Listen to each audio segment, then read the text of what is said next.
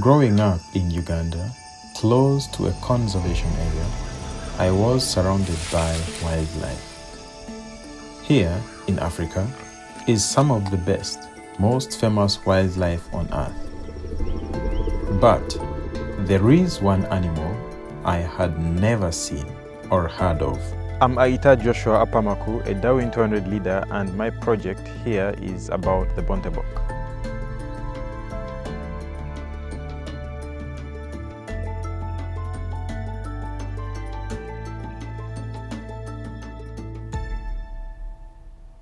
But what is a Bontebok? So Bontebok is a species which is endemic to the Western Cape province. In other words, it only occurs here. It's got a beautiful shiny brown and white coat, which helps it survive the extreme temperature changes of the region. If I climb Table Mountain, it's hot.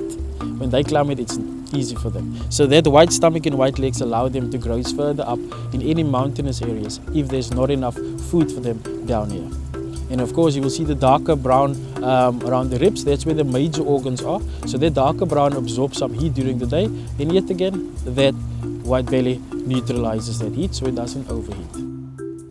This clever multicolor coat gives the Bontebok its name. The word bont means a mixture of colors. So bak, bok, bonte, mixture of colors, bunt, so Bontebok. They spend most of their time standing around and eating the grass. But even with this, they have a clever trick. So you will see some eland and Bontebok grazing in similar places.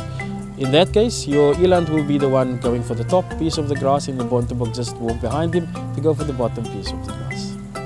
They actually modify natural habitat to create grazing lawns, and we've seen a lot of those already on De Hoop. So it almost looks like an artificial habitat. And when they're not eating the grass, there is reality show drama in the Bontebok herds.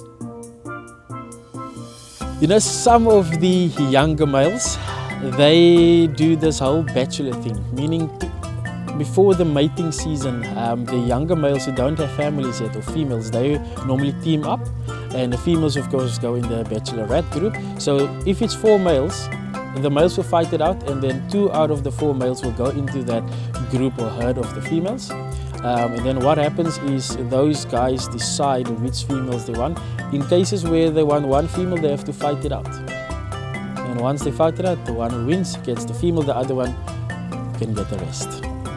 So today we can see it in human life. You have the television shows like The Bachelor and Bachelorette. There we have it in Bontebok as well. Okay. Today, there are over 6,000 Bontebok in the Western Cape.